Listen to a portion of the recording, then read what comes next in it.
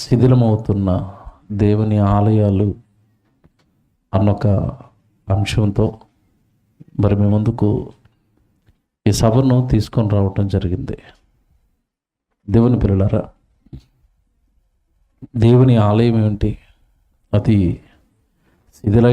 శిథిలమైపోవటం ఏంటి, ఏ కారణం చేత దేవుని ఆలయాలు శిథిలావస్థకు చేరుతున్నాయి, ఇది బైబిల్లో నుంచి ఈరోజు మనం నేర్చుకోవాలి. ముందుగా ఒక మాటను జ్ఞాపకం చేస్తాను.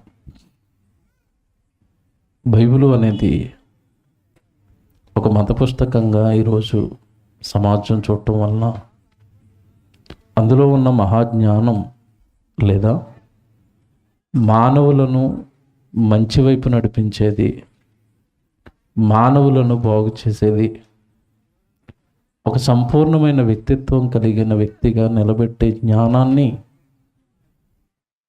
మతము లేదా మత పుస్తకము అనటం వలన చాలామంది ఆ జ్ఞానానికి దూరం అయిపోయారు. బైబిల్ గ్రంథంలో ఉన్న మాటలు ఏదో ఒక ప్రాంతాన్ని ఉద్దేశించో, ఒక గ్రామాన్ని ఉద్దేశించో, ఒక దేశాన్ని ఉద్దేశించో రాయబడినవి కాదు, కానీ భూమి మీద ఉన్న మనుషులందరితోనూ ఈ మనుషులందరినీ కలిగించిన పరలోకపు తండ్రి మాట్లాడిన మాటలు.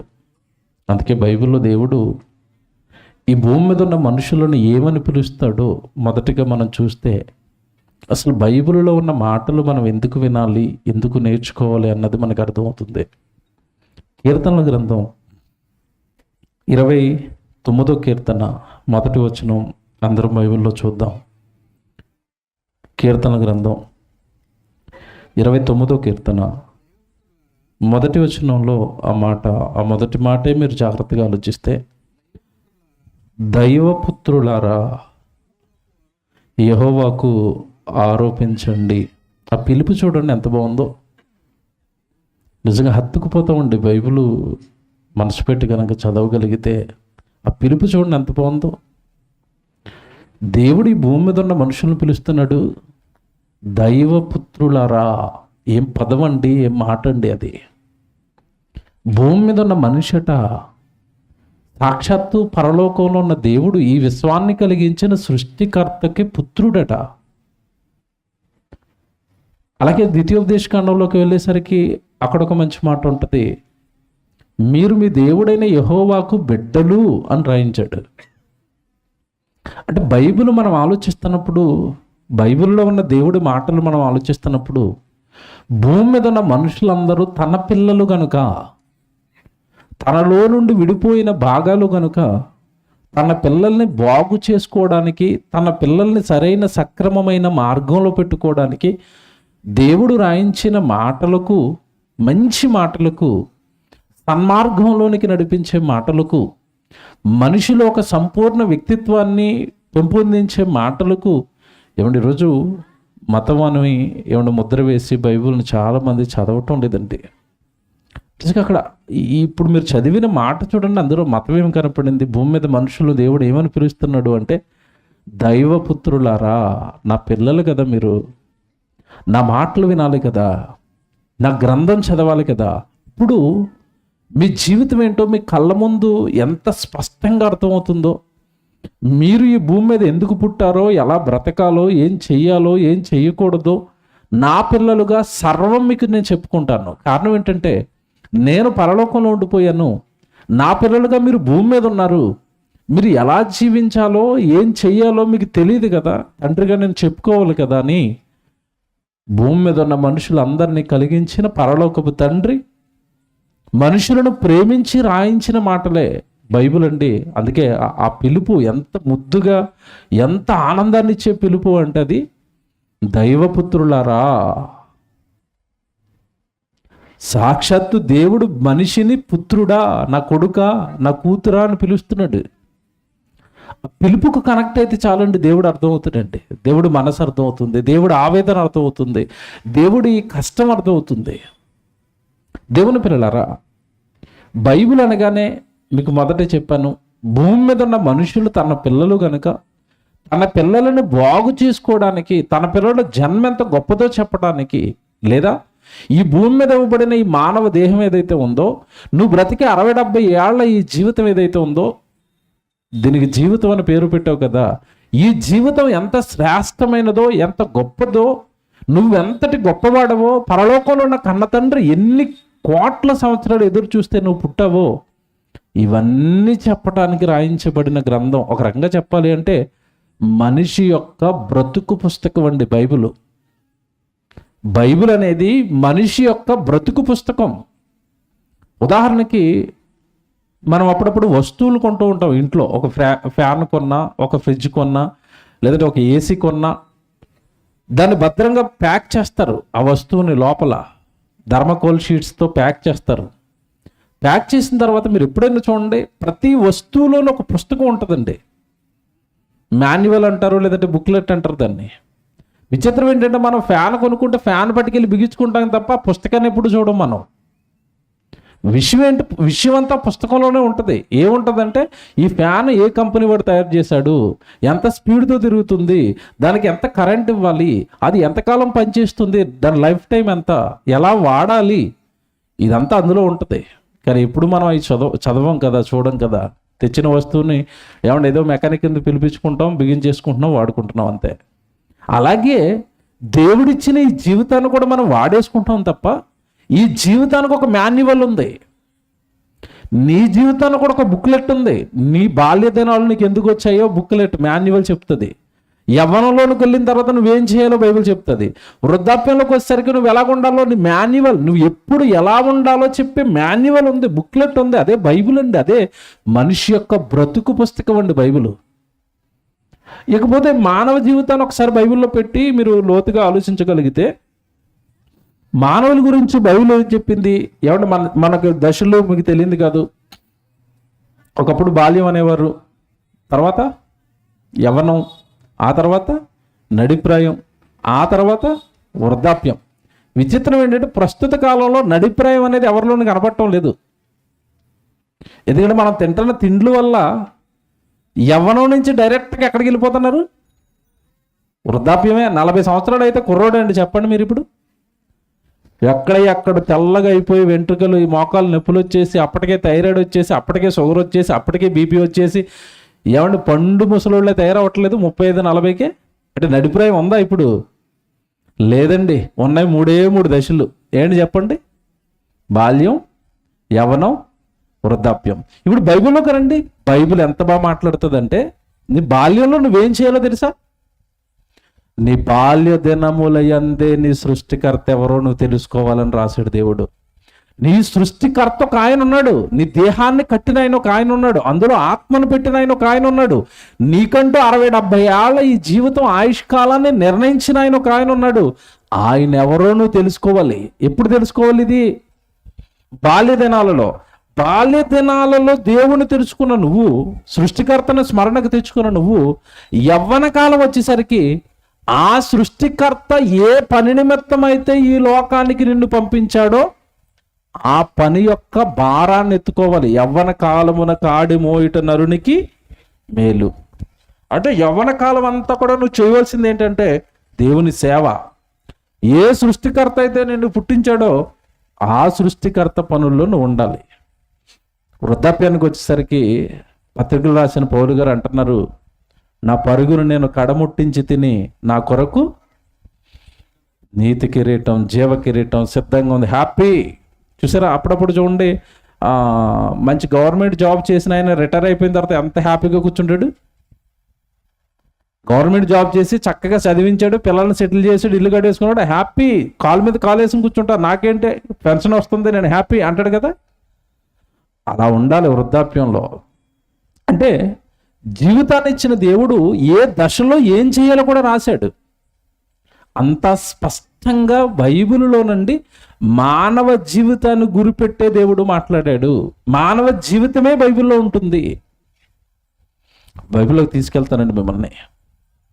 దేవుడు ఈ జన్మనిచ్చేటప్పుడు, లేదా మీకు దేహం ఇవ్వడానికి, ఈ జీవితం ఇవ్వడానికి పరలోకంలో ఉన్న దేవుడు చాలా కష్టపడ్డాడండి. ఆయన కష్టాన్ని పక్కకు పెట్టారు, ఆయన కట్టిన దేవాలయాలను శిథిలావస్థకు పంపిస్తున్నారు ఈరోజు. ఏంటండి దేవాలయం? ఏంటి దేవాలయం? ఏంటి దేవాలయం? దేవాలయం దేవాలయం అంటున్నారు కదా, శిథిలావస్థకు వెళ్ళిపోతున్న దేవుని దేవాలయం అంటున్నారు కదా. అసలు దేవాలయం అంటే ఏం చెప్పింది బైబిలు? ముందది చూడాలి కదా మనం. దేవాలయం అంటే ఏంటో మనం చూడాలి. ఇర్మియా గ్రంథం 9వ అధ్యాయము. ఒకసారి బైబిల్లోకి వెళ్ళి మనం దేవుడు పలికిన ఒక మాట చూసి ముందుకు వెళదాం. ఇర్మియా గ్రంథం 9వ అధ్యాయము 7వ అధ్యాయం, క్షమించండి 7వ అధ్యాయము 4వ వచనం చూద్దాం. ఇర్మియా గ్రంథం 7వ అధ్యాయము 4వ వచనం అండి. ఈ స్థలము యెహోవా ఆలయము, ఈ స్థలము యెహోవా ఆలయము, ఈ స్థలము యెహోవా ఆలయం. ఎన్నిసార్లు ఉందండి? నా బైబిల్లో 3 సార్లు ఉందండి. మీ బైబిల్లో ఎన్నిసార్లు ఉంది?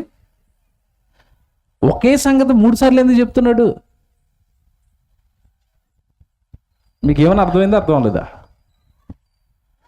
సైకిల్ పట్టుకెళ్ళకరా ఒకటోసారి, సైకిల్ వేసుకెళ్ళకరా రెండోసారి, సైకిల్ వేసుకెళ్ళకరా మూడోసారి. 3 సార్లు ఎందుకు చెప్పారు చెప్పండి మీ వాడికి? ఒక్కసారి చెప్తే ఇనే రకం కాదాడు, అంతేనా? ఈ స్థలము యెహోవా ఆలయము, ఈ స్థలము యెహోవా ఆలయము, ఈ స్థలము యెహోవా ఆలయము. ఎన్నిసార్లు ఎందుకు చెప్తున్నాడు? ఒకసారి చెప్తే వినే రకం మనం కాదు. అందుకేనా మీరు ఎవరో బాధపడకూడదంటే, నిజాలు మాట్లాడుతున్నప్పుడు కొంచెం బాధించినా అది వాక్యం గనక, బైబిల్ గనక ఒప్పుకొని తీరాలి. ఈరోజు ఒప్పుకున్నాం అనుకోండి, ఈరోజు మనసుకి బాధించిన నిజాన్ని అంగీకరించామనుకోండి, పాతాళాన్ని తప్పించుకుంటాం, నిత్యాగ్ని దండను తప్పించుకుంటాం. డాక్టరు గాయమైంది, డాక్టర్ దగ్గరికి వెళ్ళాడు. ఏం చేస్తాడు చెప్పండి? గాయానికి డాక్టర్ ఏం చేస్తాడు? వైద్యం చేసేటప్పుడు అక్కడ కుళ్ళిపోయిన గాయాన్ని అంతా కట్ చేస్తాడు. అప్పుడు ఏమొస్తుంది? నొప్పి వస్తుంది. అబ్బబ్బబ్బ నాకు నొప్పి వచ్చేస్తుంది, నువ్వు వైద్యం చేయొద్దు అంటే ఏమైపోతుంది చెప్పండి? ఆ గాయం ఇంకా పెద్దదైపోతే తర్వాత కాలో చెయ్యో తీసేస్తారు. అంతే కదండి. ఎప్పుడు కూడా మనం వింటున్నది ఎంతవరకు నిజం? దేవుడు బైబిల్లో అంటున్నాడు. ఎందుకంటే యెహోవా ఆలయం అంటే ఏంటో మీకు తెలియాలి కనుక ఇక్కడ తీసుకొచ్చాను. ఈ స్థలము యెహోవా ఆలయము, ఈ స్థలము యెహోవా ఆలయము, ఈ స్థలము యెహోవా ఆలయము. అక్కడ తర్వాత చూడండి, అక్కడ ఏమనుందో 3 సార్లు చెప్పిన తర్వాత ఏమన్నాడు అక్కడ? అని మీరు చెప్పుచున్నారే, నాకు సంబంధం లేదు అది. దేవుడు చూడండి ఎలా మాట్లాడుతున్నాడు. ఈ స్థలము యెహోవా ఆలయం అని మీరు చెప్తున్నారు, నేను చెప్పలేదు. ఎక్కడ బైబిల్లో నేను ఎక్కడైనా చెప్పానా? మీరు చెప్తున్నారు ఆలయాలంటే స్థలాలు అని. మీరు చెప్తున్నారు, మీరు చెప్తున్నారు, మీరు చెప్తున్నారు. మీరే చెప్పారు, నేను చెప్పలేదు దేవుడిగా. మీరు చెప్పుచున్నారే అని తర్వాత వెంటనే ఇక్కడ ఏమన్నాడు చెప్పండి? మీరు చెప్పుచున్నారే, ఈ మోసకరమైన మాటను మీరు. ఇప్పుడు స్థలము యెహోవా ఆలయం అని అనటం మోసకరమైన మాట, మోసం చేసే మాట, మోసగించే మాట. అవునండి, అవును. ఎందుకంటే నేను పలుకుతున్నది కాదు అది. ఇప్పుడు ఈ మాట విన్న వెంటనే ఎవరికైనా కోపం వచ్చింది అంటే, ఎవరి మీద కోపం వచ్చింది? ఎవరి మీదకి కోపం వచ్చినట్టు చెప్పండి ఇప్పుడు మీకు? నా మీద, దేవుడి మీద? దేవుడి మీదే. ఏమండి ఇందుకు కోపం ఎందుకు వస్తుంది అంటే, చిన్నప్పటి నుంచి మనం ఒకటి నమ్మేసామండి. ఏమి నమ్మేమో అంటే, బాధపడకండి, మనం అంతా గుడికి వెళ్తామండి ఆదివారం. బాగా వినండి నేను చెప్పేది. ఆదివారం ఇది మా సన్నిధి అన్నారు, ఆదివారం ఇది మా గుడి అన్నారు, ఆదివారం మాకు ఇక్కడ సేవ జరుగుతుంది మా సంఘం అన్నారు. పిల్లలకి పుట్టెంటుకలు తీయాలి, అప్పుడు ఎక్కడ తీస్తారు చెప్పండి? ఎక్కడ తీస్తారు? సంఘంలోనా? కాదు, మీకు దగ్గరలో ఒకటి ఉంది పుణ్యక్షేత్రం. ఎక్కడ? అక్కడికి ఎందుకు వెళ్ళారు? నేను అడుగుతున్నాను, అక్కడికి ఎందుకు వెళ్ళారు? అది దేవుడి ఆలయమా? ఎవరో అన్నారు, నువ్వు దాన్ని నమ్మావు, అదేనా? మా హైదరాబాద్కి వచ్చేసారనుకోండి, మాకు మీకంటే పెద్దది ఉంది మెదక్. ఎక్కడెక్కడి నుంచో వస్తారు, మా వాళ్ళు కూడా అక్కడికి వెళ్ళిపోతూ ఉంటారు. ఇంకా జేబు కొంచెం లావుగా ఉందనుకోండి, అంటే పర్సులు బాగా డబ్బులు ఉన్నాయనుకోండి, ఈ చిన్న చిన్న పని చేయవిక, పెద్దదే. ఎక్కడ? యెరూషలేము యాత్ర. మెదక్ యెహోవాలయం అన్నారు. విజయవాడ పక్కన ఉన్న గౌరీపట్నం గుణదలలో ఏమన్నా యెహోవాలయం అన్నారు. యెరూషలేములో ఉన్నది యెహోవాలయం అన్నారు. ఈ స్థలం యెహోవాలయము, ఈ స్థలము యెహోవాలయము, ఈ స్థలము యెహోవాలయము అని మీరు చెప్పారు. నేను చెప్పానా? అది దేవుడు అక్కడ అని మీరు చెప్పుచున్నారే. ఈ మోసకరమైన మాటలు మీరు నమ్మొద్దన్నాడు దేవుడు. మేము నమ్మమండి, బైబిల్లో ఉంది కనుక. మీరు నమ్మారనుకోండి, మీరేమైపోతున్నట్టు ఇప్పుడు? మోసపోతున్నారా?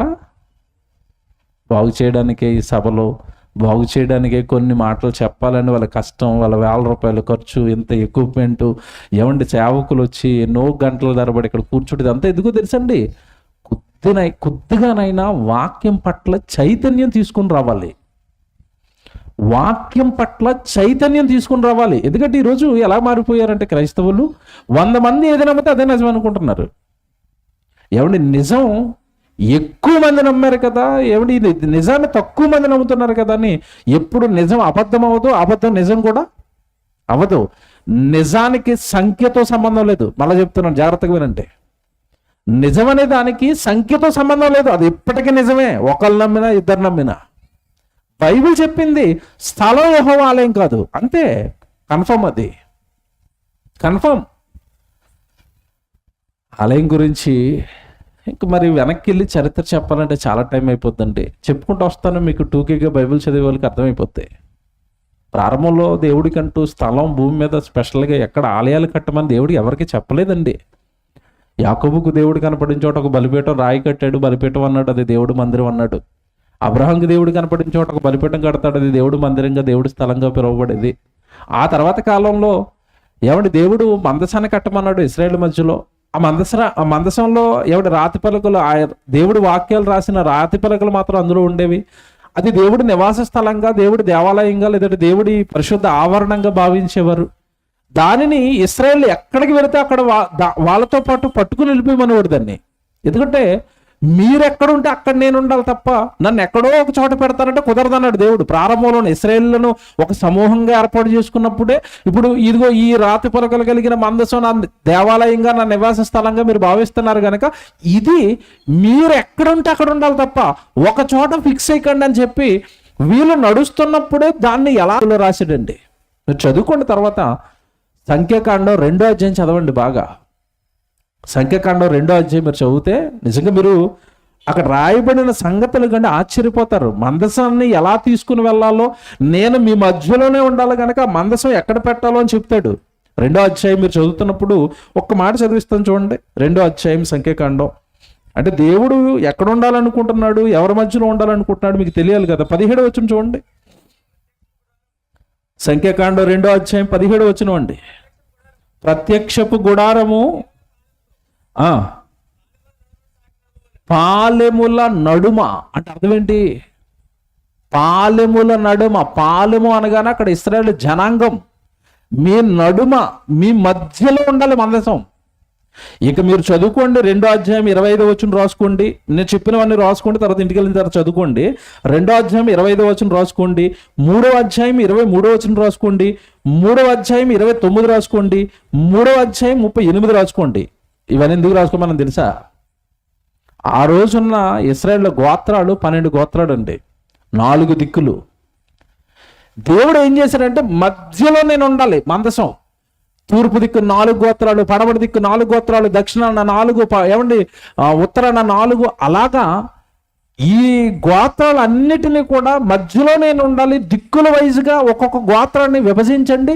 మీరు ముందు వెనక ఇటుపక్క మీరు ఉండాలి. మధ్యలో నేను ఉండాలి, మీతో పాటు నేను ఉండాలి. ఇది దేవుడు అంటే.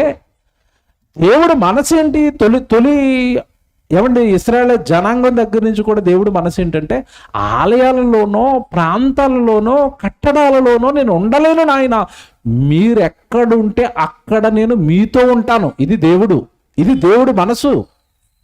పోనీ ఇది మీకు అర్థం అవ్వకపోతే ఒక ఉదాహరణ చెప్తాను. ఏమంటే మన పిల్లలు ఎక్కడుంటే అక్కడే మనం ఉండాలనుకుంటాం, అవునా కదండి? మీకు వృద్ధాప్యం వచ్చేసిన తర్వాత చాలా మంది తల్లిదండ్రులని వృద్ధాశ్రమంలో వేసేస్తున్నారు. అక్కడ వాళ్ళు హ్యాపీగా ఉంటారా? మీరు బాగా ఆలోచించండి. హ్యాపీగా ఉంటారా? ఉండరండి. ఆనందంగా ఉన్నారా? ఉండరండి. ఎందుకు ఉండరు? అక్కడ తినడానికి తిండి ఉంది, కట్టుకోవడానికి బట్టలు ఉన్నాయి, హాయిగా పడుకోవడానికి అన్ని వసతులు ఉన్నాయి. కానీ ఎవరు లేరు?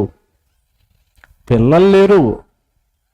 పిల్లలు లేని చోట నువ్వు ఉండలేను అన్నప్పుడు, నువ్వు లేని చోట ఆలయంలోనో కట్టడంలోనో దేవుడు ఎందుకుంటాడు అంటే, ప్రారంభం నుంచి దేవుడు మనసు ఏంటంటే, మీరెక్కడుంటే అక్కడ నేను ఉంటాను. తొలి జంట మీకు తెలుసు కదా, ఆదామవ్వలు. ఇద్దరిని ఎక్కడ పెట్టాడు చెప్పండి? దేవుడు పట్టుకెళ్ళి తొలితే ఎక్కడ పెట్టాడు? ఏదైనా తోటలో పెట్టాడు. ఏదైనా తోటలో పెట్టిన దేవుడు రోజు ప్రతి చల్లపుట్ట వచ్చి వాళ్ళతో మాట్లాడుకున్నాడా?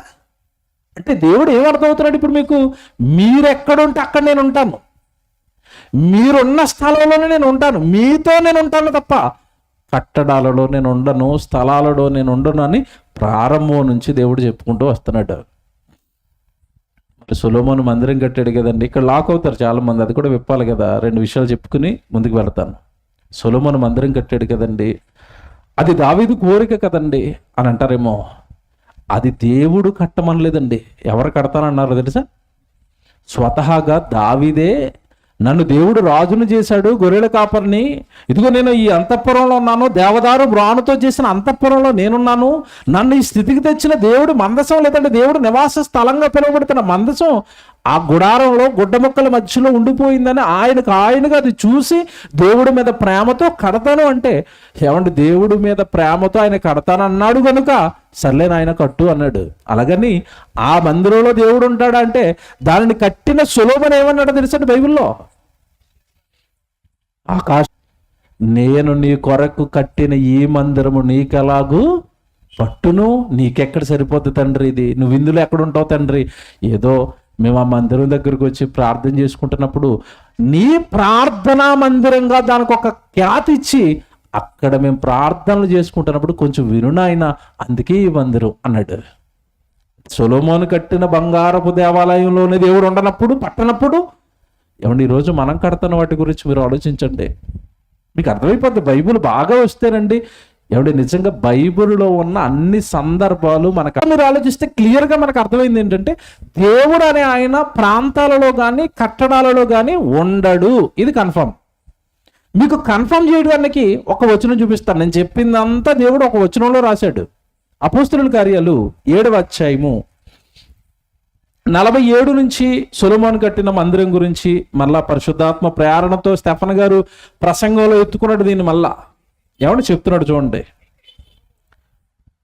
అపోస్తలుల కార్యాలు 7వ అధ్యాయము 47వ వచనం చదువుతున్నారు. అయితే సొలొమోను ఆయన కొరకు మందిరమును కట్టించెను, అయినను ఆకాశము నా సింహాసనము, భూమి నా పాదపీఠము, మీరు నా కొరకు ఎలాంటి మందిరము కట్టుదురు? నా విశ్రాంతి స్థలమేది? ఇవన్నీ నా హస్తకృతములు కావా అని ప్రభువు చెప్పుచున్నాడు అని ప్రవక్త పలికిన ప్రకారము సర్వోన్నతుడు, ఇదిగో మనుషుల హస్తకృత ఆలయములు, మానవ హస్తాలతో నిర్మించిన ఆలయాలలో నివసింపడు. కన్ఫర్మ్. దేవుడి ఆలయాలు అనగానే ఇంతకాలం మనం అనుకున్నవి కాదండి. దేవుడు ఆలయం అనగానే ఇంతకాలం మనం నేర్చుకున్నది కాదండి. ఎందుకంటే ఇక్కడ బైబిల్ చెప్తుంది మనకి, హస్తకృతములైన ఆలయములలో దేవుడు నివసింపడు. మరి ఎందులో ఉంటాడు? ఏదండి దేవుడు ఆలయం? ఇది మనకి తెలియాలి కదా. అసలు దేవుడు ఆలయం ఏంటి, దేంట్లో ఉంటానని దేవుడు బైబిల్లో రాయించాడు? అదొకటి చూపిస్తానండి. మీకు నెమ్మదిగా దేవుడు మనసును అర్థం చేయిస్తున్నాను. దేవుడు ఆలయం అంటే ఇంతకాలం మనం విన్నది కాదు, బైబిల్లో ఉన్న నిజం వేరని ఇప్పటి వరకు చెప్పాను. మరి ఇవన్నీ కానప్పుడు, ఇందులో దేవుడు ఉండనప్పుడు, ఇవి నా ఆలయాలు కాదు అని దేవుడు అన్నప్పుడు, మరి అసలు దేవుడి ఆలయం అంటే ఏంటి, ఎక్కడుంది? అది పట్టుకోవాలి కదా, దేవుడిని అడగాలి కదా, నేర్చుకోవాలి కదా జ్ఞానం, దాని ప్రకారం నువ్వు బ్రతకాలి కదా, దాన్ని నువ్వు నమ్మాలి కదా. ఏదండి దేవుడు ఆలయం? ఎక్కడుంటాడండి దేవుడు ఆలయం? ఎక్కడ దేవుడు ఉండాలనుకుంటున్నాడు? కొరింథీయులకు రాసిన 2వ పత్రిక చూద్దాం, బైబిల్ చూద్దామండి. ఎంత మంచి ఆన్సర్ వస్తుందో చూడండి. ఇప్పుడు మీకు ఆన్సర్ వస్తుంది. మీకు కొరింథీయులకు రాసిన 2వ పత్రిక 6వ అధ్యాయము 18వ వచనం చూద్దాం. కొరింథీయులకు రాసిన 2వ పత్రిక 6వ అధ్యాయము 18వ వచనం చదువుతున్నారండి. మనము, ఆ పదం చూడండి ఎంత బాగుంటుందో. ఇంతకాలం మీరు ఎక్కడ అనుకున్నారో దేవుడు ఆలయం. మనము మనము మనము మనము ఇన్నిసార్లు ఎందుకు చెప్తున్నానో మీకు చివరిలో అర్థమవుతుంది. మనము జీవము కలిగిన దేవునికి, జీవించే జీవం కలిగిన ఆలయం నువ్వే. నిర్జీవమైన కట్టడం కాదు దేవుడు ఆలయం. రాళ్లతోనో, సిమెంటుతోనో, రేకులతోనో, చివరికి సొలొమోను కట్టిన బంగారంతోనో అది కాదండి దేవుడు ఆలయం. ఎంత మంచి మాట చూడండి అక్కడ. మనము జీవము కలిగిన దేవునికి ఆలయమై ఉన్నాము. ఏమన్నా మనల్ని ఎందుకంటే ఆలయం అంటున్నాడు అంటే ఇప్పుడు ఎక్స్ప్లెనేషన్ ఇస్తున్నాడు. ఎందుకు నిన్నే ఆలయం అన్నాడు దేవుడు? నిన్నే ఆలయం అని దేవుడు ఎందుకు అంటున్నాడు తెలుసా? నిన్నే ఆలయం అని దేవుడు ఎందుకు పిలుస్తున్నాడు తెలుసా? చెప్తున్నాడు ఇప్పుడు. అందుకు దేవుడు ఎలాగో సెలవిచ్చుచున్నాడు, నేను వారిలో నివసించి సంచరింతును. అంటే దేవుడు నివసించడానికి అనుకూలమైన జీవము కలిగిన ఆలయం నీ దేహం.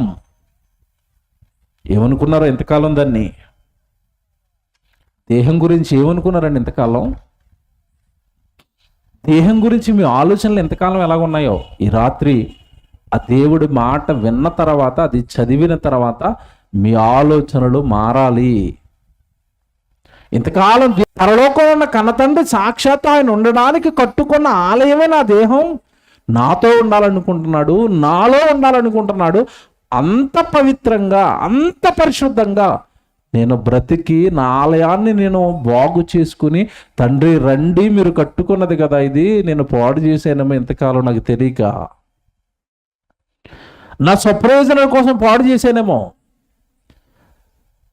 నా స్వార్థపూరితమైన ఆలోచనల కోసం నా ఆలయాన్ని, మీ ఆలయాన్ని నేను పాడు చేశానేమో.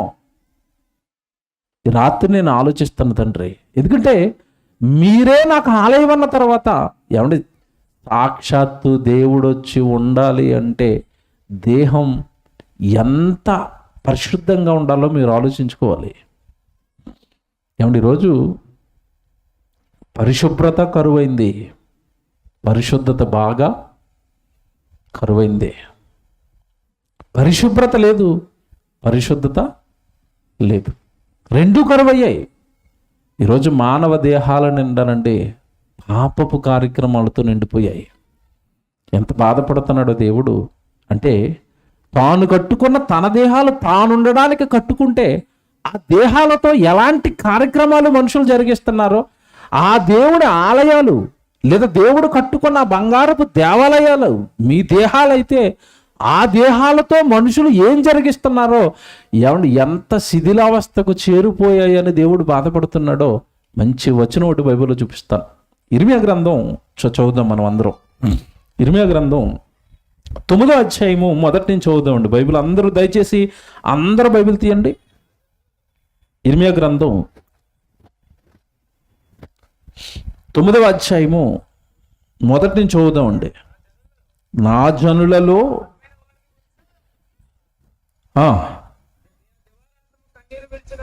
నేను దివారాత్రములు కన్నీరు విడిచినట్లు నా తల జలమయముగాను నా కన్ను కన్నీళ్ళ ఊటగాను ఉండునుగాక. నా జనులందరూ చెప్తున్నాడండి, ఈ దేహాలతో ఏం జరుగుతున్నాయో చెప్తున్నాడు, ఈ దేహాలను ఎలా మార్చేశారో చెప్తున్నాడు, ఈ దేవాలయాలను ఎంతటి పాపపు పంకిలంగా మార్చేశాడో చెప్తున్నారండి. నా జనులట, ఆయన పిల్లలట వ్యభిచారులను ద్రోహుల సమూహమునై ఉన్నారు. ఆహాహా, అరణ్యములో బాటసారులు నాకు దొరికిన ఎంత మేలు, నేను నా పిల్లల్లో ఉండలేకపోతున్నాను. మరి వ్యభిచారాలతో, దొంగతనాలతో, అసూయలతో, మత్తతలతో, అల్లర్లతో, స్వార్థంతో, ఏమండి ఈరోజు ఏ మనిషిని చూసినా భయం వేస్తుందండి. మనుషులను చూస్తుంటే భయం వేస్తుంది. ఈరోజు మనుషులు అంత భయంకరంగా మారిపోయారు. ఎవరిలోనూ ప్రేమ, జాలి, దయ, ఆప్యాయత, అనురాగము, దేవుడు పిల్లడం అన్న ఏమండి చింతన ఇవన్నీ వెళ్ళిపోయాయండి. ఎక్కడికక్కడ స్వార్థాలు, ఎక్కడికక్కడ కుట్రలు, ఎక్కడికక్కడ పగలు, ఎక్కడికక్కడ కక్షలు, ఎక్కడికక్కడ వ్యభిచారాలు, ఎక్కడికక్కడ దొంగతనాలు. ఏమండి, మత్తు పదార్థాలతో ఈ దేహాలను పాడు చేసుకునే భయంకరమైన రోజుల్లో ఏమండి ఈరోజు మనం బ్రతుకుతున్నాం. ఏమండి, ఎవరి దేహాలు బాగున్నాయి, ఎవరి ఆలోచనలు బాగున్నాయి, ఎవరి మనసు బాగుంది? ఏమండి ఈరోజు మీరు ఆలోచించండి. ఒకప్పుడండి గ్రామాల్లో ఎంత ఐక్యత ఉండేది అంటే, ఆ గ్రామంలో ఎవరు చనిపోయినా సరేనండి, గ్రామం మొత్తం పాపం అలాగుండిపోయి ఆ చనిపోయిన ఇంటి వారికి గ్రామంలో ఉన్న వాళ్ళందరూ భోజనాలు పట్టుకుని వెళ్ళటం, వాళ్ళని సేద తీర్చడం, వాళ్ళని ఆ దుఃఖంలో ఉన్న కుటుంబానికి ఓదార్పునివ్వటం ఒకప్పుడు ఉండేదండి. ఇప్పుడు అలాంటి ప్రేమలు ఏమైనా కనపడుతున్నాయి గ్రామాల్లో? మీ గ్రామాల్లోకి వచ్చాను కనుక ఇదంతా నాకు మళ్ళీ ఆలోచనలోకి వస్తున్నాయి. మా పట్టణాల్లో మేము ఉండే హైదరాబాద్లో అంటారా, అపార్ట్మెంట్లో ఎదురుగ్గా ఎవడున్నాడో కూడా తెలీదు, అవతల డోర్లో ఎవరున్నారో తెలియదండి. ఎందుకంటే ఎప్పుడు డోర్లు వేసే ఉంటాయి. ఒకరికొకరు మాట్లాడుకోరు, ఒకరికొకరు ఏమంటే ప్రేమలు లేవు, ఒకరికొకరు అనురాగాలు లేవు, మొక్కలు అయిపోయండి. ఎవరి జీవితం వాళ్ళు ఏమండి లోకంలో ఎదగాలి, తొక్కుకున్న అవతలవాడిని నాశనం చేసా, అవతలవాడిని మోసం చేసా, ఏ సంబంధం లేదు, నువ్వు ఎదగరా, నువ్వు బాగోరా. భయంకరమైన క్రూర సమాజంలోకి వచ్చేవండి. అడవిలో ఉండే జంతువులు సైతం అండి స్వజాతి నాశనాన్ని కోరుకోవు. సింహాన్ని తినదు, పులిని చంపుకోదు, ఏమండి కుక్క మరో కుక్కను చంపదు. స్వజాతి నాశనం అనేది జీవుల్లో కనపడదు. కానీ ఈరోజు మనిషి ఉండే నరుక్కుంటున్నాడు, చంపుకుంటున్నాడు. మీకు తెలియదు కదండి, తెల్లవారి న్యూస్ పేపర్ పెట్టినా, న్యూస్ ఛానల్ పెట్టినా అన్ని రక్తపు పేర్లే కదండి, నరకడాలే కదండి, చంపుకోవడాలే కదండి. ఏముంది సమాజంలో మంచి అంటే? ఒకప్పుడు దేవుడు తానుండాలని తాను కట్టుకున్న దేవాలయాల పరిస్థితి ఇదా ఈరోజు అంటే? ఇదేనండి ఈరోజు. ఆ మధ్యకాలంలో మీకు తెలియదు కదా, ఒక వార్త అండి నిజంగా ప్రపంచాన్ని అంత కలిచివేసేసింది. ఏంటి అంటే, ముంబైకి చెందిన అమ్మాయి అండి ఢిల్లీకి చెందిన అబ్బాయిని ప్రేమించింది. మీకు తెలియదు కదా, న్యూస్లో వైరల్ అయింది అది. నువ్వే నా జీవితం అన్నాడు. అమ్మాయి నమ్మింది, ప్రేమిస్తున్నాను అన్నది. ఇంట్లో ఇద్దరు చెప్పారండి, ఒప్పుకోలేదు. ఇంట్లో పెళ్ళిళ్ళకి ఒప్పుకోలేదు. మంచోడు కదమ్మా వాడికి ఇచ్చి పెళ్లి చేస్తే నీ జీవితాన్ని నాశనం చేస్తాడు అని అమ్మాయి తల్లిదండ్రులు వాడికి ఇచ్చి పెళ్లి చేయడానికి ఒప్పుకోలేదంటే, వెంటనే వాడు మాయమాటలు చెప్పి ఇది మీ అమ్మ నాన్నలు ఒప్పుకోవట్లేదు కదా, మనం వేరే ఊరికి పారిపోతాం, అక్కడ పెళ్లి చేసుకుందాం అన్నాడు. ప్రేమ గుడ్డిది అంటారు కదండి. ప్రేమ ఏంటట? గుడ్డిదట, కళ్ళేవట. మరి ఎందుకు గుడ్డిదైపోయిందో, ఆ కళ్ళు ఎవడు పొడి చేశాడో తెలీదు. ఆ ప్రేమను పుట్టించినోడు సైతాన్ గాడు, ఆడందరి కళ్ళు పొడి చేస్తాడు. ఇది బైబిల్లో రాయబడింది. అది ఈ యుగ సంబంధమైన దేవత అవిశ్వాసులైన వారి మనోనేత్రాలకు అంటే అందరి కళ్ళు పొడి చేస్తుంది. వాక్యం మన దగ్గర లేదా మన కళ్ళు పొడి చేస్తుంది. అది పొడిచింది చాలా మంది. ఇది ప్రేమ గుడ్డిదంటే నేను చాలా లోతుగా ఆలోచించానండి. ప్రేమ గుడ్డిదని ఎందుకన్నారు? ఎందుకు ఆ ప్రేమ కళ్ళు ఎవడు పొడి చేసాడంటే ఈడే. ఇలాంటి కుట్రల్లో ఇలాంటి పన్నాగాలన్నీ ఈడి దగ్గరే ఉంటాయి. ప్రేమ గుడ్డిది కదా, ప్రియుడు రమ్మన్నాడు, వెళ్ళిపోయింది. ముంబై తీసుకెళ్ళిపోయాడండి ఢిల్లీ నుంచి. 6 నెలలు ఒకే ఫ్లాట్లో ఉన్నారు, కాపురం చేస్తున్నారు. అమ్మాయి 6 నెలల తర్వాత అడిగింది, ఏమండి పెళ్లి చేసుకుంటానని కదా నన్ను తీసుకొచ్చారు, నా మెడలో తాళి లేదు, మెట్టెలు లేవు, వివాహం కాకుండా ఇలా మనం కలిసి ఉండటం తప్పు కదా, పెళ్లి చేసుకోవాలి కదా అంటే, ఈరోజు చేస్తాను, రేపు చేస్తాను, ఎల్లుండి చేస్తాను అంటున్నాడు. కాలం గడుపుతున్నాడు తప్పండి. పెళ్ళి అంటే ఏదో దాటేస్తున్నాడు. కొద్ది రోజులకి అమ్మాయికి డౌట్ వచ్చింది, వీడు పెళ్లి చేసుకునేటట్లు లేడని గట్టిగా బెదిరించడం స్టార్ట్ చేసింది. పెళ్లి చేసుకుంటావా లేదా పోలీస్ స్టేషన్లో కంప్లైంట్ ఇమ్మంటావా, నన్ను పెళ్లి చేసుకుంటావా, అందరి ముందు అల్లరి చేయమంటావా? గట్టిగా దిగేసరికండి ఓ రోజు ప్లాన్ చేశాడండి. ఏం ప్లాన్ చేశాడు అనుకున్నారు? పెళ్ళికి కాదు, ఈవెన్ మర్డర్ చేయడానికి ప్లాన్ చేశాడు. మర్డర్ కూడా ఎలా చేశాడు అనుకుంటున్నారు? మత్తు ఇంజక్షన్ తెచ్చాడు, మత్తు ఇచ్చాడు, విషం ఇచ్చాడు, చచ్చిపోయింది. చచ్చిపోయిన బాడీని మరి ఫ్లాట్లో పెట్టుకుంటే కంపు వస్తుంది, ఎక్కడైనా పాతేస్తే పోలీసులకి దొరికిపోతానని నువ్వే నా ప్రాణం అని చెప్పిన ఆ నోరే, నువ్వే నా జీవితకాలం అంతా నీతోనే బ్రతుకుతానని చేతులు పెట్టుకున్న ఆ చేతులే ఆ అమ్మాయినండి 18 ముక్కలుగా నరికాడండి. ఆ దేహాన్ని ఒక ముక్క 2 ముక్కలు కాదు, 18 ముక్కలు చేశాడు. కొత్త డబల్ ఫ్రిడ్జ్ డోర్ కొన్నాడు.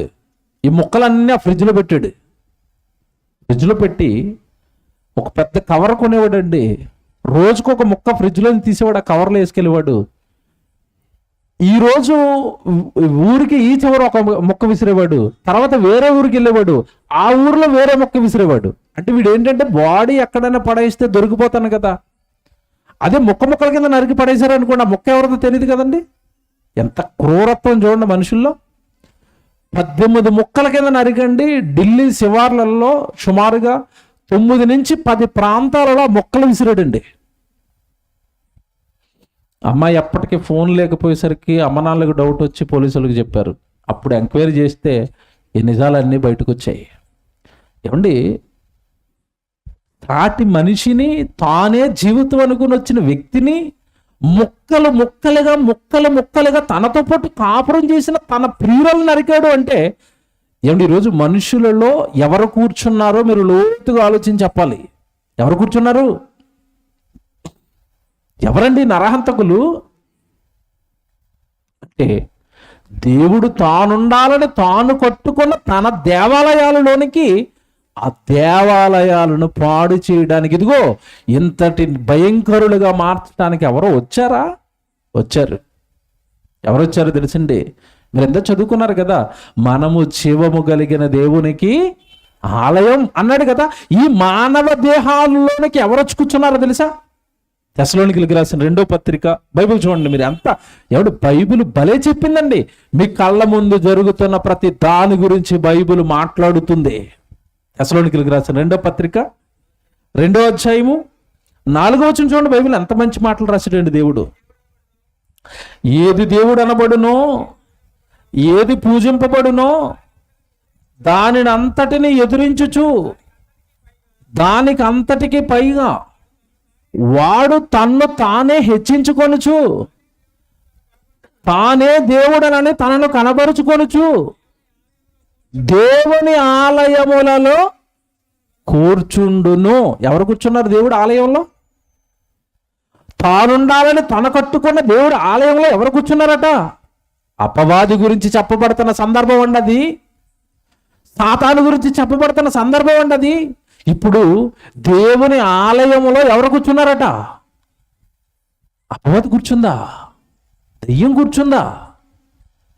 దెయ్యానికి నివాస స్థలాలుగా దేవాలయాలు మారిపోయాయా? అవునండి, అవును. దేవుడుంటే ప్రేమ, దెయ్యం ఉంటే పగ. సూపర్ బిట్టోడు చెప్తాను, జాగ్రత్తగా రాసుకోండి. ఇది నిజమో కాదో సమాజాన్ని మీరు ఈ రోజు నుంచి పరిశీలించండి. దేవుడు మనలో ఉంటే అవతల వ్యక్తిని చూడగానే అమ్మో నేను దేవుని కుమారుడిని, అదిగో ఆయన దేవుని కుమారుడు. ప్రేమ, ప్రేమ. నేను దేవుని కుమార్తెను, అదిగో దేవుని కుమార్తె. ప్రేమ. లోపల దెయ్యం ఉందనుకోండి, ఇది ఉండదు. ఏమంటారు తెలుసా? ఏమండి, మీరు మనుషులు చూపుల్లో చూడండి, మనుషుల నవ్వుల్లో కానీ మనుషుల ముఖ కవలికలు కానీ ఒక్కొక్కరిని చూస్తే ఒక్కొక్క రకంగా మారుతూ ఉంటాయండి. మీరు చూడండి, మనుషులు ఇతనికి ఇష్టమైన వాడు ఎదురుగా వచ్చాడు అనుకోండి, ఏమండి బాగున్నారా అంటారు, మొహం ఎంత గ్లో ఉంటుందండి. ఇతను ఏదో మాట అన్నాడో తిట్టినాడో అలాగే వెళ్తున్నాడు, మొహం ఎలాగుంటుంది చూడలేము. వికారం, అంత వికారంగా ఎడతారు మొహం. అంటే ఒకరిని ప్రేమించగలుగుతున్నావు, ఒకరిని చూసి నవ్వగలుగుతున్నావు, ఇంకొకరిని చూసి చేదరించుకుంటున్నావు, ఇంకొకరిని చూసి కోపగిస్తున్నావు. అంటే అందరినీ ప్రేమించమన్న దేవుడు నీలో ఉన్నాడా? అందరూ ఒకటేనన్న దేవుడు నీలోకి వచ్చాడా? అందరూ దేవుని పిల్లలు అన్న దేవుడు నీలోకి వచ్చాడా? ఒకవేళ నువ్వేదో చెప్తావు, నన్ను అది అన్నాడండి, ఇది అన్నాడంటే, అలాగన్నాడు, ఇలాగన్నాడు. యేసు ప్రభువుని అన్నటికంటే ఎక్కువగా నిన్నేమైనా అన్నారా? యేసు ప్రభుని అవమానించినంతకంటే నేను ఎవరైనా బాగా అవమానించారా? ఆయనే అవమానమును ఏం చేశాడట? నిర్లక్ష్య పెట్టి, బైబిల్లో అది ఉంది. అవమానమును నిర్లక్ష్య పెట్టి సిలువను సహించాడు. కారణం, నాకు బహుమానం కావాలండి, పరలోకం. నేను భరించను, నేను నిర్లక్ష్య పెట్టను, నన్ను కొట్టినోడి మీద తిరగబడిపోతాను, చంపేస్తానంటే, అయ్యో నువ్వు ప్రేమ చూపించడానికి కదా లోకానికి వెళ్ళు, నువ్వు అలా చేస్తే ఎలాగయ్యా అని తండ్రి అంటాడు కదా. ప్రేమను చూపించడానికి వచ్చాను కదా, ప్రేమించాలి. ఏమంటే యేసుప్రభు ఎంత మంచోడంటే, మీరు బైబిల్ బాగా చదువుకోండి. యేసుప్రభుని కొట్టినోడు, యేసుప్రభుని తిట్టినోడు, యేసుప్రభుకి సిలువేసినోడు, యేసుప్రభుని యెరూషలేము వీధుల్లో ఊరేగించినోడు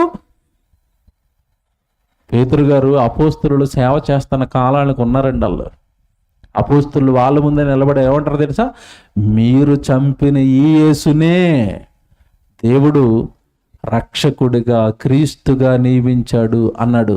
ఏమన్నా ఆ రోజు ఆ మాటలు విన్న వాళ్ళందరూ కూడా హృదయంలో నొచ్చుకొని పేతురు గారు ప్రసంగం చేసిన తర్వాత, అమ్మో మేము చంపేశాం ప్రభువుని, ఇప్పుడు మేము ఏం చేయాలంటే, ఏ లేదు మీరు పాపక్షమాపణను అందాలి అంటే మీరు ఏం తీసుకోవాలి అంటే, ఆ సిలువను వేసిన వాళ్ళను, మేకులు కొట్టిన వాళ్ళను, ముళ్ళ కిరీటం వేసిన వాళ్ళను తర్వాత యేసుక్రీస్తుల వారు క్షమించేసి వాళ్ళలోనికి ఎవరిని పంపించాడో తెలుసా?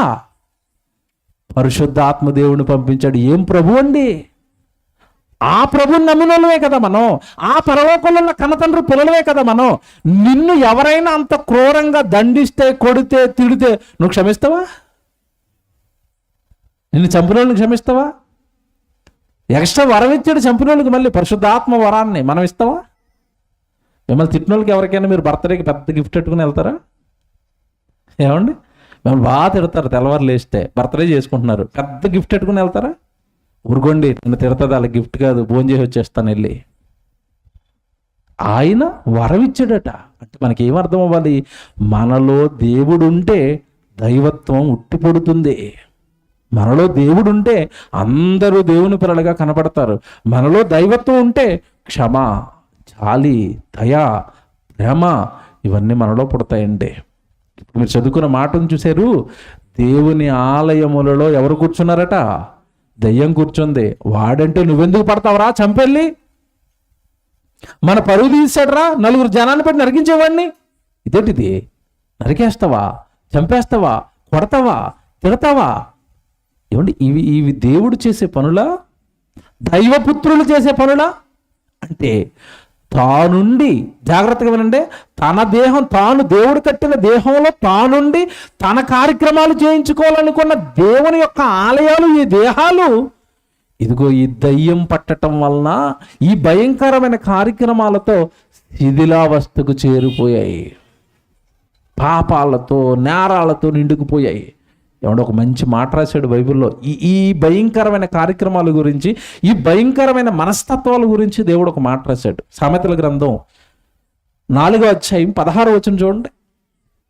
నిజంగా ఆశ్చర్యపోతారు ఈ మాట చదివితే మీరు. ఇప్పుడు అంటే దయ్యం పట్టేసింది ఈ ఆలయాలన్నీ, ఈ దేహాలన్నీ, ఈ దేహాలతో మనుషులు ఏం చేస్తున్నారో ఏమంటే దేవుడు చెప్తున్నాడండి. సామెతల గ్రంథం 4వ అధ్యాయము 16వ వచనం చూడండి. సామెతల గ్రంథం 4వ అధ్యాయము 16వ వచనం అండి. అట్టివారు కీడు చేయనిది నిద్రింపరు. ఏమంటే మనిషి పుట్టింది కీడు చేయడానికా? పరలోకంలో ఉన్న దేవుడు పని చేయడానికా? దేవుడు పాటలు పాడడానికి, దేవుడు వాక్యం చెప్పడానికి, ఈ దేహాలతో దేవుడు మహిమపరచడానికి పుట్టిన మనిషట. ఏమండి, ఆ మాట చూడండి, మీకు ఎంత ఆశ్చర్యం కలిగిస్తుందో. అట్టివారు కీడు చేయనిది నిద్రింపరు అంటే అర్థం ఏంటి? సాయంత్రం బెడ్ మీదకి వెళ్ళే లోపు, నిద్రలోనికి వెళ్ళే లోపు ఎవడో ఒకడికి ఖచ్చితంగా కీడు చేయాలి. ఎదుటి వారిని పడద్రోయనిది. ఇదేంటండి ఇది? నిద్రలు మానేశారట, నిద్రలు పోగొట్టుకున్నారట. ఏం చేసి నిద్రకి వెళ్తారట? ఖచ్చితంగా ఈరోజు ఎవడో ఒకడికి నేను కీడు చేయాల, ఎవడో ఒకడిని నాశనం చేయాలా, ఎవడో ఒకడిని మాటలతో అయినా బాధ పెట్టాలి, వాడికి ఏదో అన్యాయం చేయాలి, అక్రమం చేయాలి, వాడిని పాడు చేయాలి, నాశనం చేయాలి. అప్పుడు కడుపు నిండుతుంది, అప్పుడు హాయిగా నిద్రపోతాం. ఏమంటే మీ గ్రామాల్లో ఇల్లు కట్టుకుంటారు కదండి. ఇల్లు కట్టుకునేటప్పుడు ఏమండి కోతి బొమ్మలు ఎడతారు కొంతమంది. ఎక్కిరిస్తున్న కోతి బొమ్మ ఎందుకు పెట్టారు చెప్పండి, నాకు బాగా ఆలోచన చెప్పండి. ఎందుకు పెట్టారు? ఎవడ కన్నుపడి నా ఇల్లు ఆపించేస్తాడో అక్కడ మున్సిపల్ ఆఫీసులు కంప్లైంట్ ఇచ్చి, ఏమంటే వాడు 3 ఫ్లోర్లు వేసేస్తున్నాడండి, మీరు పర్మిషన్ ఇచ్చారా అని ఆఫీస్కి వెళ్ళాడు అనుకోండి, పంచాయతీ ఆఫీస్కి ఆడు వచ్చేసి మన ఇల్లుగానే ఆపించేస్తాడు. ఆడు గోళ మనకెందుకని కోతి బొమ్మ పెడతారు. కొంతమంది దెయ్యం బొమ్మ కొంతమంది బట్టలతోనండి మనిషిని తయారు చేసి దాన్ని ఏదో అంటారండి, ఏంటండి, దిష్టి బొమ్మ. ఎందుకు పెట్టారు ఇవన్నీ? ఇంటి ముందు నుంచి వెళుతున్న ఎవడ కన్ను నా ఇంటి మీద అడిపోద్దావు అంటే ఆడి పని ఏంటంటే, మరి వీడు ఇన్ని ఫ్లోర్లు వేసేస్తున్నాడు, వీడికి డబ్బులు ఎక్కడేరా, నీకెందుకు ఆడు ఇల్లు కట్టుకుంటే? అటు చూడలేవా, ఓర్చుకోలేవా? ఎవడైనా కారు కొనుక్కుంటే ఓర్చుకోరు, ఇల్లు కట్టుకుంటే ఓర్చుకోరు, ఆడు మంచి బట్టలు వేసుకుంటే ఓర్చుకోరు, ఆడు మంచి తిండి తింటే ఓర్చుకోరు, చక్కగా వాళ్ళ పిల్లలకి పెళ్లి చేసుకుంటే ఓర్చుకోరు. ఇదేంటండి ఇది? కళ్ళన్నీ ఎలా మారిపోయినాయి చెప్పండి? పచ్చకామలు వచ్చినప్పుడు పచ్చగా మారిపోతాయట. నేను అంటానంటే పచ్చకళ్ళు కాదండి, దెయ్యం కళ్ళు అవి. లోపల దెయ్యం ఉంది, కళ్ళల్లో కూడా ఎవరు వచ్చారు ఇప్పుడు? దెయ్యం. దెయ్యం ఎలాగొచ్చింది? నీకెందుకు ఎలాగొస్తే? వాళ్ళ కష్టం ఏదో పడుతున్నారు, వాళ్ళ జీవితం ఏదో జీవిస్తున్నారు. నీకు తోస్తే కాస్త సహాయం చేయి. నీ వల్ల అవదా? నమస్కారం పెట్టి దూరంగా ఉండు. పాడు చేయాలని ఎందుకు చూస్తున్నావు? నాశనం చేయాలని ఎందుకు చూస్తున్నావు? చూడండి ఎంత బాగా రాశాడు చూడండి ఆ మాట. కీడు చెయ్యనిది, అట్టివారు కీడు చెయ్యనిది నిద్రింపరు, ఎదుటివాడిని పడత్రోయనిది. ఇప్పుడు బైబిల్ మతమా మనుషులను సంస్కరిస్తుంది? ఇప్పుడు మీరు చెప్పండి. బాగుపడండి, దేవుని పిల్లలు మీరు, పాపాలు చేయకండి, నేరాలు చేయకండి, ఆ దేహాలతో తప్పుడు కార్యక్రమాలు చేయకండి. ఆ దేహం దేవుడు కట్టిన దేవాలయం, మీ తండ్రి ఉండే దేవాలయం, మీరు పరిశుద్ధంగా ఉండండి. ఇగో ఇలాంటి పాపపు కార్యక్రమాలు చేయకండి, వ్యభిచారాలు చేయకండి, దొంగతనాలు చేయకండి, మోసాలు చేయకండి. మీ తండ్రి మీలో ఉండాలనుకుంటున్నాడు. అలా పాపపు కార్యక్రమాలతో ఆ దేవాలయాలను పాడు చేయకండి అన్న దేవుడు మతమయ్యాడా? ఎంత మంచి మాటలండి బైబిల్, ఎంత మంచి మాటలండి, ఎంత మంచి సందర్భాలండి బైబిల్లో. ఏమంటే నిజంగా బైబిల్ ఏ కాలంలో కూడా అర్థం అవ్వలేదండి. యేసుప్రభు ఉన్నాడు. యేసుప్రభు ఒక రోజు అండి ఒక మాట చెప్పాడు, ఇదే మాట చెప్పాడు, ఈ దేవాలయాన్ని పడగొట్టండి 3 రోజుల్లో కడతాను అన్నాడు. వాళ్ళకి అర్థమైంది ఆ రోజు? మా పితరులు 46 సంవత్సరములు ఈ మందిరముని కట్టిరే, నువ్వు 3 దినాల్లో కట్టేస్తావా? వేసేంట్రా సిలువ అన్నారు అంతే. అంటే వాళ్ళకేమైంది? మందిరం అనగానే వాళ్ళకేం అర్థమైంది? సొలొమోనుతో కట్టింది, తర్వాత కూలగొట్టేసారులేండి. తర్వాత ఇంకొక అతను కట్టాడు, అతను కూలగొట్టేస్తే ఇంకో. ఏమంటే యేసుప్రభు ఉన్న కాలానికి సొలొమోను కట్టింది కాదు అది. అంతకు 3 సార్లు దాన్ని శుభ్రంగా చితక్కొట్టి కూలగొట్టేశారు ఆ మందిరాన్ని. మా పితరులు 46 సంవత్సరాలు కట్టారే, నువ్వు 3 రోజుల్లో కడతావా? అంటే ఆయన దేన్ని దేవాలయం అన్నాడో కూడా ఆ రోజు వాళ్ళకి అర్థం అవ్వలేదు. ఈ రోజు దేవాలయం అంటే మనకు అర్థమైందా? స్థలం అనుకున్నారా ఇంతకాలం? కాదండి. మీరే పవిత్రంగా ఉండండి, ప్రార్థనలు చేసుకోండి, బాగా వాక్యం చదువుకోండి. ఇలాంటి సభల్లోకి వచ్చి చక్కగా పుస్తకం నోట్స్ పట్టుకొచ్చి చక్కగా రాసుకోండి. అవన్నీ మరలా ఎవరో ఒకరికి చెప్పడానికి ప్రయత్నించండి. ఎవరో ఒకరిని దేవుళ్ళకి నడిపించడానికి. ఏమంటే మీరు సాధ్యమైతే నడిచి ఒకరి దగ్గరికి వెళ్ళి సువార్త కరపత్రిక ఇచ్చో లేదంటే ఇప్పుడు ఎంత లేటెస్ట్ మరి ఆన్లైన్ సేవ కదా, తెల్లవారుసరికి యూట్యూబ్లో ఏదో ఒక మంచి ప్రసంగాలు వస్తాయి. ఎవరో ఒకరికి షేర్ చేయండి, ఈ వాక్యం వినండి, చాలా బాగుందండి, రాత్రి ప్రసంగం బాగా చెప్పారండి అని ఏదో ఒక ప్రసంగాన్ని వాళ్ళ దగ్గరికి పంపించండి, వాక్యం వినిపించండి, దేవుని వైపు నడిపించండి. ఈ ఆలోచనతో ఉండండి, పరలోకం వెళ్ళిపోతామండి. మనకెందుకండి బాబు ఈ లోకంతో పాటు ఈ భయంకరమైన కార్యక్రమాలు, పాపాలు, నేరాలు చేసి పాతాళానికి వెళ్ళిపోయి భయంకరమైన కార్యక్రమాలు మనకెందుకు చెప్పండి? ఈ దేహం గురించి దేవుడు ఎన్ని కలలు కన్నాడో మాట చూపిస్తానండి. చాలా జాగ్రత్తగా వచనం చదవాలి. కొరింథీయులకు రాసిన మొదటి పత్రిక 8వ అధ్యాయము. ఏమంటే లేదంటే రోమపత్రిక చదువుదాం అండి. రోమపత్రికలో మంచి మాట ఉంటుంది. రోమపత్రిక 6వ అధ్యాయం చూద్దాం, 12వ వచనం చూడండి. రోమపత్రిక 6వ అధ్యాయము 12వ వచనం. కాబట్టి శరీర దురాశలకు లోబడినట్లుగా చావునకు లోనైన మీ శరీరమునందు, మీ శరీరంలో పాపాన్ని ఏలనివ్వకండి, మీ శరీరంలో పాపానికి చోటు ఇవ్వకండి, మీ శరీరాన్ని పాపానికి ఇవ్వకండి. మీ తండ్రి కట్టుకున్నాడు కదా 270 రోజులు తల్లి గర్భంలో. మీ తల్లి కట్టింది కాదు కదా నీ దేహం, మీ తండ్రి కట్టింది కాదు కదా, నీ బంధువులు కట్టింది కాదు కదా. పరలోకంలో ఉన్న కన్న తండ్రి నీ తల్లి గర్భంలో కట్టుకున్న పవిత్రమైన దేహంలో పాపానికి చోటు ఇవ్వటం ఏంటయ్యా? కట్టుకున్న ఆయన. ఎవడు మీరు కట్టుకున్న ఇంట్లోకి పందులో కుక్కలో అన్నీ వచ్చి కాపురం చేసేస్తున్నాయి అనుకోండి, మీకు ఎలాగుంటుంది? కష్టపడి కట్టుకున్న మీ ఇంట్లోకి వస్తే ఉండనిస్తారా? అట్లా కాళ్ళు ఎరగొట్టి బయటకు పంపించరు, కర్రలెట్టి కొట్టేసి చంపేసి విషమెట్టేసి. మా ఇంట్లోకే వస్తారా? అబ్బో, మీ ఇల్లు అంటే మీకు ఎంత ప్రేమ కదా, మరి మీ దేహం దేవుడిల్లు కదా, అందులో పాపాలను ఎందుకు ఉండనిస్తున్నారు? మంచి మాట అండి అది. చూడండి, కాబట్టి శరీర దురాశలకు లోబడినట్లుగా చావునకు లోనైన మీ శరీరమునందు పాపమును ఏలనీయకుడి, మరియు మీ అవయవములను దుర్నీతికి సాధనములుగా పాపములకు అప్పగింపకుడి. అయితే మృతులలో నుండి సజీవులం అనుకొని మిమ్మల్ని మీరే దేవునికి అప్పగించుకునుడి. మీ అవయవములను నీతికి సాధనములుగా దేవునికి అప్పగించండి. నీతికి సాధనాలు. నోటితో పాట పాడండి, అది నీతిని జరిగిస్తుంది. దేవుడు పాట పాడితే, సినిమా పాట పాడుతున్నాం అనుకోండి, బూతు పాటలు పాడుతున్నాం అనుకోండి, పాపం జరుగుతుంది నీ నోటితో. దేవుడు వాక్యం చెప్పు, నీతి జరుగుతుంది. అదే నోటితో ఎవరినో బూతులు తిడుతున్నాం అనుకోండి, పాపం జరుగుతుంది.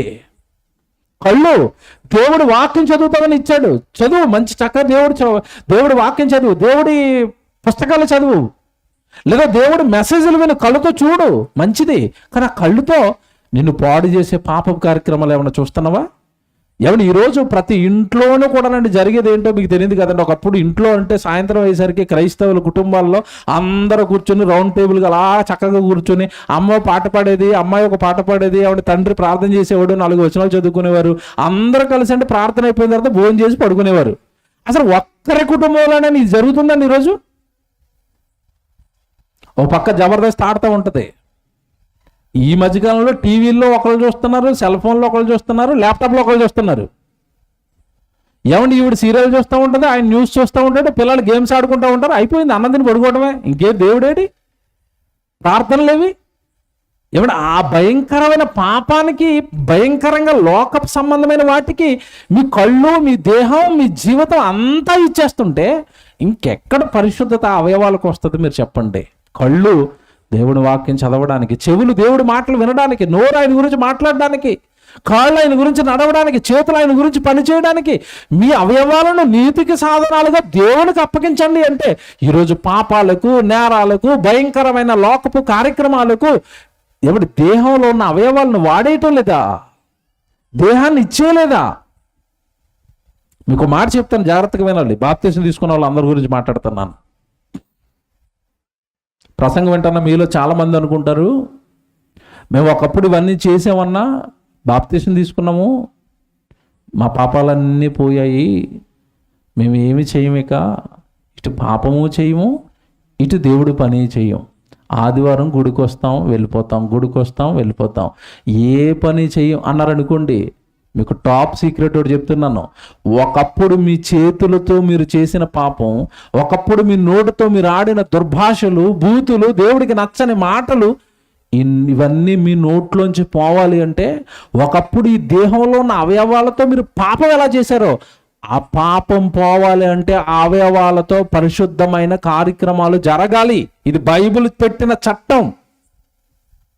మీరు ఎంతకాలం అనుకున్నారేమో నేను నా పాపాలన్నీ పోయాను, నేను పరిశుద్ధుని అయిపోయానని. కాదు, మీ అవయవాలతో దేవుడి పని జరగకపోతే అవయవాలకు అంటుకున్న పాపం అనేది పోదు. బైబిల్ చెప్పింది ఇది, నేను చెప్తున్న మాట కాదు. మీరు అలా చదువుకుంటారండి. ఇదే అధ్యాయం 19వ వచనానికి రండి. ఏమండి, ఇదే రోమపత్రిక 6వ అధ్యాయము 19వ వచనం చూడండి. మీ శరీర బలహీనతను బట్టి మనుష్య రీతినిగా మాట్లాడుతున్నాను. ఏమనగా అక్రమము చేయుటకై అపవిత్రతకును అక్రమమునకును మీ అవయవములను దాసులుగా ఎలాగో అప్పగించుతారో అలాగే. చూసారా, పాపానికి అప్పగించి పాపాలతో ఎలాగైతే నింపారో అలాగే పరిశుద్ధత కలుగుటకై ఇప్పుడు మీ అవయవములను నీతికి దాసులుగా అప్పగించండి. పాపానికి ఇచ్చారు కదా ఒకప్పుడు. ఆ పాపం పోవాలి అంటే, అవి పరిశుద్ధపరచబడాలి అంటే ఇప్పుడు ఆ దేహంతో, అవయవాలతో ఏం జరగాలట? దేవుని కార్యక్రమాలు జరగాలి, దేవుడి పనులు జరగాలి. మారిపోయానండి నేను. ఒకప్పుడు బూతులు, ఒకప్పుడు భయంకరమైన మాటలు లేవండి. ఇప్పుడు ప్రభు గురించి మాట్లాడుతున్నానండి, వాక్యం మాట్లాడతానండి, ఎవరిని దూషించనండి, ఎవరిని ద్వేషించనండి. ఆ వ్యక్తి చనిపోయాడండి, అది పాత జీవితం అండి. ఏమండి, నువ్వు మారిపోయాను అని నీకుగా సర్టిఫికెట్ ఇచ్చుకుంటే ఇటు ప్రజలు నమ్మరు, దేవుడు నమ్మడు. మారిపోయావు అని ఎలా రుజువు చేసుకోవాలి అంటే, ఒకప్పుడు ఈ అవయవాలతో నువ్వు చేసిన పాపపు కార్యక్రమాల స్థానంలో అవయవాలతో ఇప్పుడు ఏం జరగాలి? దేవుడి మాటలు రావాలి, దేవుడి పనులు నీ జీవితం నుండి రావాలి. శిథిలమైపోయిన నీ దేహాన్ని తిరిగి కట్టుకుంటావా? దేవుడి మాటలతో, దేవుడి పనులతో కడతావా? ఎవడు బైబిల్లో ఉన్న మీరు జీవితాలు అన్నీ చూడండి, ఇప్పుడు మీకు అర్థమవుతాయి. సమర స్త్రీని మార్చాడు ప్రభు, మార్చాడు కదండి. ప్రభు మార్చాడు సమర స్త్రీని. మార్చిన తర్వాత మారిపోయింది ఆవిడ. నా జీవితం ఇంతకాలం పాపం చేసిందండి, నేరాలు చేసేయండి, వద్దండి ప్రభు నాకు మెస్సేజ్ కనబడిపోయాడు, నా జీవితాన్ని అంత చెప్పేశాడు, నేను ఇంకా పాపం చేయనని ఒక్క ప్రసంగంతో ప్రభు మాటలతో మారిపోయిందండి. మారిపోయిన సమర స్త్రీ ఏం చేసిందో మీరు నెక్స్ట్ ఏంటో చెప్పాలి నాకు. ఆవిడ ఏం చేసింది? తానుంటున్న తన ఊరికి పరుగున వెళ్ళిపోయి ప్రభు వైపు అనేక మంది నడిపించిందా, నడిపించలేదా? నడిపించింది. అంటే ఒకప్పుడు పాపం చేసిన ఆ దేహమే మారిన తర్వాత ఏం చేసింది చెప్పండి?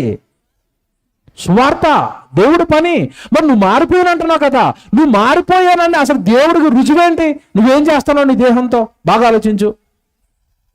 ఏంటి రుజువు? ఏమండి, మీకు ఇది అర్థం అవుతుంది. మీ పిల్లల విషయం చెప్తాను. ఒరే టీవీ చూడకరా అంటే మొత్తం మీద ఒక రోజు అంటున్నాడు, మమ్మీ నీ కోరిక మేరకు నేను టీవీ చూడటం మానేశాను మమ్మీ. అందుకని అబ్బా మా ఓ టీవీ చూడటం మానేసారండి. టీవీ చూడటం మానేసి ల్యాప్టాప్ చూస్తున్నాడు. ఇప్పుడు మారిపోయాడా? ఈ పాపంలోంచి ఇంకో పాపంలోకి షిఫ్ట్ అయ్యాడా? టీవీ చూడటం మానేసినాడు ఆడు బైబిల్ చదువుకున్నాడు అని కూడా అప్పుడు అనాలి కదా. వాడేమయ్యాడు? మా వాడు మారిపోయాడండి. నీకు అర్థమైంది ఇప్పుడు నెమ్మదిగా. టీవీ చూసి, పాపాలు చూసి, నేరాలు చూసిన వాడు వద్దండిగా నేను బైబిల్ చదువుకుంటానండి, అప్పుడు మారాడు. అంతే తప్ప టీవీ చూడటం మానేశానండి, ల్యాప్టాప్ చూస్తానండి, టీవీ చూడటం మానేశానండి, సెల్ ఫోన్లో చూస్తానండి, మారాడా? ఇంకో రూట్లో పాపానికి వెళ్ళాడా? ఇది మీకు అర్థమైతే నువ్వు దేవుళ్ళలోకి వచ్చిన తర్వాత నేను మారిపోయాను అంటున్నావు కదా. మారిపోతే నీ దేహంతో దేవుడు పని చేయి. అప్పుడు చెప్పు దేవుడికి, మారిపోయిన తండ్రి, ఒకప్పుడు చేశాను పాపాలు, ఇప్పుడు మీ సేవ చేసుకుంటున్నాను, మీ పని చేసుకుంటున్నాను, మీ మాటలు చదువుకుంటున్నాను, మారిపోయాను నేను అంటారా? అదే అక్కడ రాయబడిన 19వ వచనం.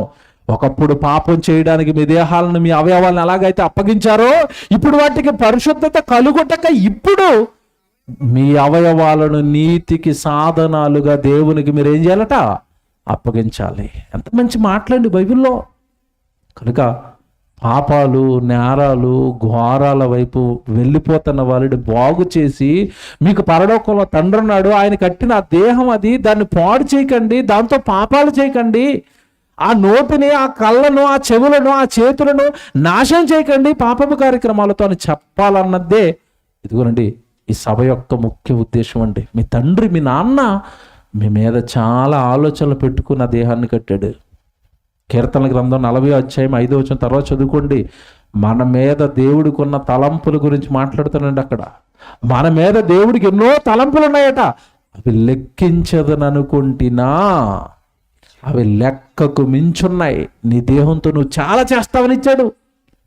నీ ఆలోచనలు దేవుడికి పెట్టు. ఏమైనా దేవుడి కోసం ఒక పాట రాయి, ఒక ప్రసంగం రాయి. ఈ దేవుడి కోసం ఏదైనా కొత్తగా ఒక కార్యక్రమం ఆలోచించు. నీ ఆలోచనలు దేవుడికి, నీ శరీరంలో ఉన్న యవ్వన బలం దేవుడికి ఇవ్వాలి, దేవుడికి చెయ్యాలి, దేవుడి గురించి ఆలోచించాలి. ఎందుకు కదండి దేహాలు? ఇవి కదా దేహం యొక్క పరమార్థం, దేహం యొక్క అసలు నిర్మాణం వెనక దేవుడికి ఉన్న ఆలోచన, సంకల్పం. దేవుని పిల్లలారా, శిథిలమైపోతున్నాయండి. దేవుడు జన్మిచ్చాడు అని, జన్మ పరమార్థం దేవుడు పని అని ఇవేవి తెలియక ఈరోజు చాలామంది దేహాలు శిథిలమైపోతున్నాయి. దేవుని పిల్లలారా, చక్కగా వాక్యం వినండి, వాక్యం నేర్చుకోండి. మీకు దగ్గరలో ఎక్కడో అనౌన్స్ చేస్తారు, తర్వాత బైబిల్ క్లాసులు జరుగుతూ ఉంటాయి. చక్కగా బైబిల్ క్లాసులకు వెళ్ళండి, బైబిల్ నేర్చుకోండి. మీ పక్కన ఉన్న ఏదో పల్లికో పట్టణానికో వెళ్ళండి, దేవుడి గురించి చెప్పండి. ఇక చాలండి, మన గురించి బ్రతికేసింది చాలు. మరణం ఏ రూపంలో ఎప్పుడు ఎవరిని వెంటాడుతుందో తెలీదు. నీకు మరణం వస్తే నీ దేహంతో నీ జీవితకాలం చేసిన పాపాలు కడుక్కోవడానికి దేవుడు పనిచేసి పరిశుద్ధపరుచుకొని ప్రభువుని ఎదుర్కోవడానికో, నీకు వస్తున్న మరణాన్ని ఎదుర్కోవడానికో సిద్ధపడు. నిత్యాగ్ని దండలో తప్పించుకో.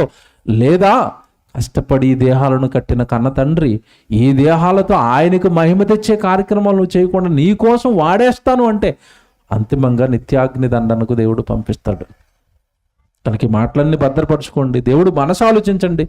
బైబిల్ తరగతులు జరిగితే వెళ్ళండి, బైబిల్ నేర్చుకోండి. దేవుడి కోసం చక్కగా బ్రతకండి. మీ దేహాలను దేవుడికి ఇవ్వండి.